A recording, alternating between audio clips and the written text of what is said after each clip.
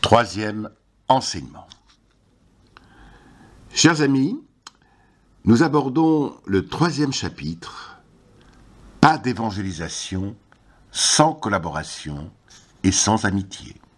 Et là encore, je commence par vous citer un passage de la première aux Corinthiens au chapitre 4, verset 17. C'est pour cela que je vous ai envoyé Timothée, qui est mon enfant bien-aimé et fidèle dans le Seigneur. Il vous rappellera les voies que je trace dans le Christ Jésus. Mes amis, Paul est souvent vu comme un théologien solitaire, un homme d'exception. Mais c'est oublier ces équipes apostoliques qui ont tant compté pour lui. Paul était un formidable animateur de réseau. Il ne fut quasiment jamais seul et a suscité des amitiés extraordinaires qui ont résisté au temps. Grâce à ses fils spirituels, devenus des collaborateurs, devenus des amis, sa mémoire a pu se conserver. Souvent, il écrit avec ses collaborateurs, je cite notamment dans la première aux Thessaloniciens, au chapitre 1, verset 11, il écrit Paul, Sylvain et Timothée à l'église des Thessaloniciens. Donc, vous voyez qu'il écrit souvent, vraiment, avec ses collaborateurs. Il n'écrit pas toujours tout seul. Il associe ses collaborateurs à sa mission et aime à se rappeler leur rôle. Il fait souvent leur éloge et partage son autorité avec eux. Paul a une relation exclusive avec les communautés qu'il a fondées. Il dit lui-même qu'il a évangélisé seulement là où personne n'a été avant. Relisons Romains au chapitre 15, verset 20. Dans ses lettres, Paul n'hésite pas à recourir à des métaphores maternelles pour parler de son rôle. Je cite là encore Galates. « Mes petits enfants, que dans la douleur j'enfante à nouveau, jusqu'à ce que le Christ soit formé en vous. » Le verbe « enfanter » ne se dit normalement que de la femme qui seule enfante là où l'homme engendre. Dans ce passage très pathétique, Paul souligne la relation affective profonde qui l'unit aux Galates, qui n'ont eu pour lui aucune répulsion, alors qu'il était faible comme un enfant malade. Au moment où il était comme un enfant, ils ont su l'aimer comme une mère. Des années plus tard, Paul déclare les aimer comme une mère en les enfantant à nouveau. Enfanter est douloureux.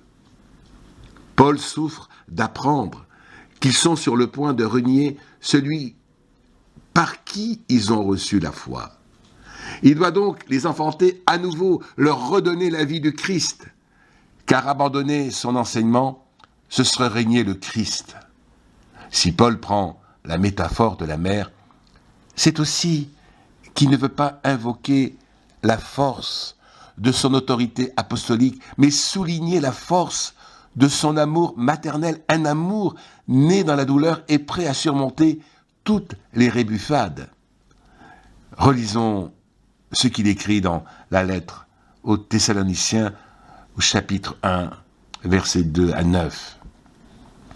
Alors que nous aurions pu nous imposer en qualité d'apôtres du Christ, au contraire, nous avons été au milieu de vous pleins de douceur, comme une mère réchauffe sur son sein les enfants qu'elle nourrit. Nous avions pour vous une telle affection que nous étions prêts à vous donner non seulement l'évangile de Dieu, mais même notre propre vie, tant vous nous étiez devenus chers.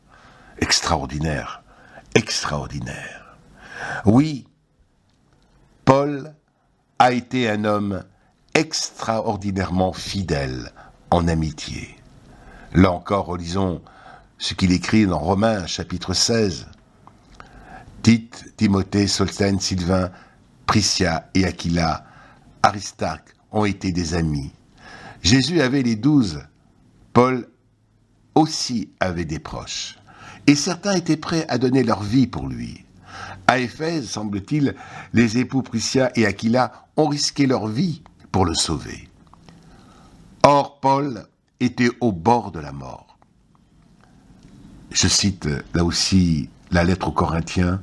« L'épreuve qui nous est survenue en Asie nous a accablés à l'excès au-delà de nos forces, à tel point que nous désespérions même de conserver la vie. » Mes amis, le charisme que Paul se reconnaissait était celui de faire naître la foi dans le cœur des hommes. Faire naître une relation personnelle au Christ était sa façon d'engendrer.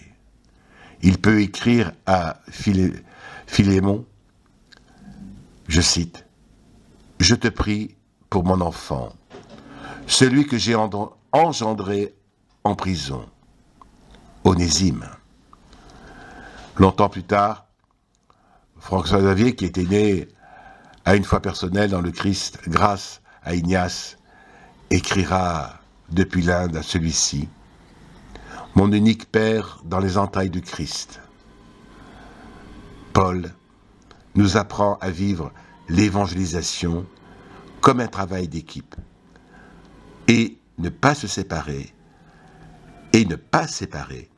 affectivité et évangélisation.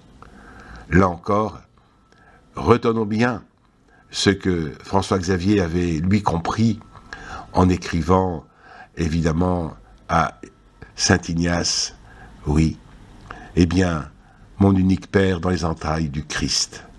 Paul nous apprend effectivement à vivre l'évangélisation comme un travail d'équipe et ne pas séparer affectivité et évangélisation. Donc, mes amis, nous l'avons bien compris, il n'y a pas d'évangélisation sans collaboration et sans amitié.